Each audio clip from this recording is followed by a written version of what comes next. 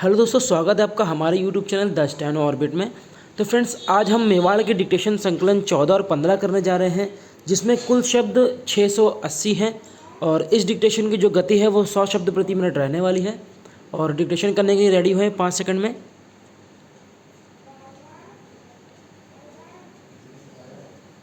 महोदय, आप जानते होंगे कि हमारे देश का या किसी भी देश का तीसरा स्तंभ धर्मनिरपेक्षता होता है।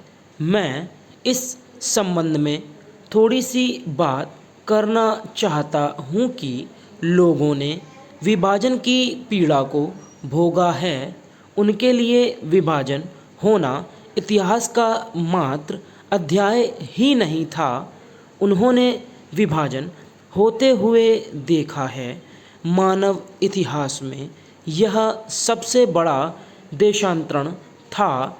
धर्म के आधार पर विभाजन कैसे हुआ था, संभवतः ऐसा कहना समसामयिक हो सकता है, लेकिन यह सत्य था और मुस्लिम लीग द्वारा चलाए गए आंदोलन ने धर्म के आधार पर विभाजन की मांग की थी।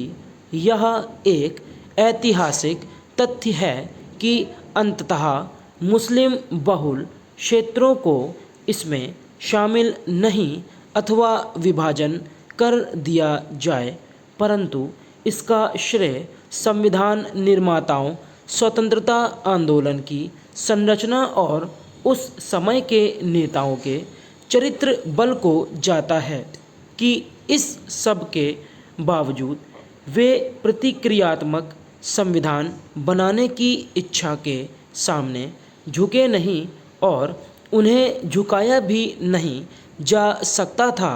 दूसरी ओर वे प्रत्येक भारतीय को, मैं सोचता हूँ कि हमारे लिए अब समय आ गया है कि इस धर्मनिरपेक्षता की समूची अवधारणा की पुनः व्याख्या करें। दुर्भाग्य से हमारे कुछ बुद्धिजीवियों ने इसे धर्म विरोधी रंग दे दिया था और इस शब्द को एकदम भिन्न संदर्भ में देखा गया है। यूरोप में चर्च और राज्य के बीच संघर्ष के परिणाम स्वरूप धर्मनिरपेक्षता की उत्पत्ति हो गई थी। जब राज्य अपनी सर्वोच्चता के अधिकार को पुनः जताना चाहता तो दूसरी तरफ पोप के प्राधिकार की निंदा करके धर्मनिरपेक्ष राज्य की स्थापना करना चाहता था।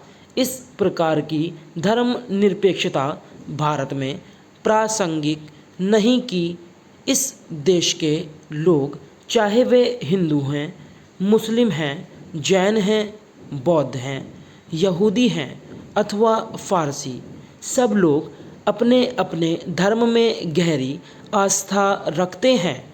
मेरे मुताबिक धर्म प्रधान देश की यही विशेषता होती है। विश्व के 4 महान धर्म हिंदू, जैन, बौद्ध, सिख की भारत में उत्पत्ति हुई थी। ये सभी धर्म यहाँ पर सदियों से फल फूल रहे हैं। यदि आप धर्मनिरपेक्षता के धर्म विरोधी दृष्टिकोण को लेंगे, योजना आयोग ने 9वीं पंचवर्षीय योजना मद से हमारे राज्य के लिए 20,000 करोड़ रुपए की योजना राशि निर्धारित करने का निर्णय लिया है। यह हमारे लिए बड़े ही प्रसन्नता की बात है। उक्त निर्णय आज यहाँ संपन्न हुई योजना आयोग की बैठक में लिया गया था। इस बैठक में योजना आयोग के उपाध्यक्ष प्रोफेसर दंडवते तथा मुख्यमंत्री श्री सिंह उपस्थित थे। बैठक की जानकारी देते हुए मुख्यमंत्री ने आज यहाँ संवाददाता सम्मेलन में बताया कि उन्होंने मांग की है कि राज्य की खनिज संपदा के बारे में निर्णय का अधिकार राज्य सरकार को दिया जाना चाहिए। उन्होंने यह भी कहा है कि हमारे प्रदेश में प्रचुर मात्रा में खनिज होने के बावजूद राज्य सरकार को लीज से लेकर रॉयल्टी तक का अधिकार नहीं है।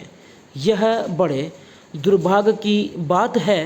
मुख्यमंत्री जी ने आगे चर्चा करते हुए बताया कि राज्य सरकार 9वीं योजना में मानव विकास, कृषि उत्पादन में बढ़ोतरी, आधारभूत ढांचे का विकास, रोजगार के समान अधिकार देने के लिए सामाजिक और क्षेत्रीय भेदभाव कम करने पर ज़्यादा ध्यान दिया जाएगा। इस संबंध में यह सुना गया है कि कृषि उत्पादन बढ़ाने के लिए राज्य सरकार ने एक विशेष योजना तैयार कर ली है। संभव है कि सबसे पहले बड़े और मध्यम स्तर की सिंचाई परियोजना से संबंधित निर्माण कार्य पूरा किया जाएगा।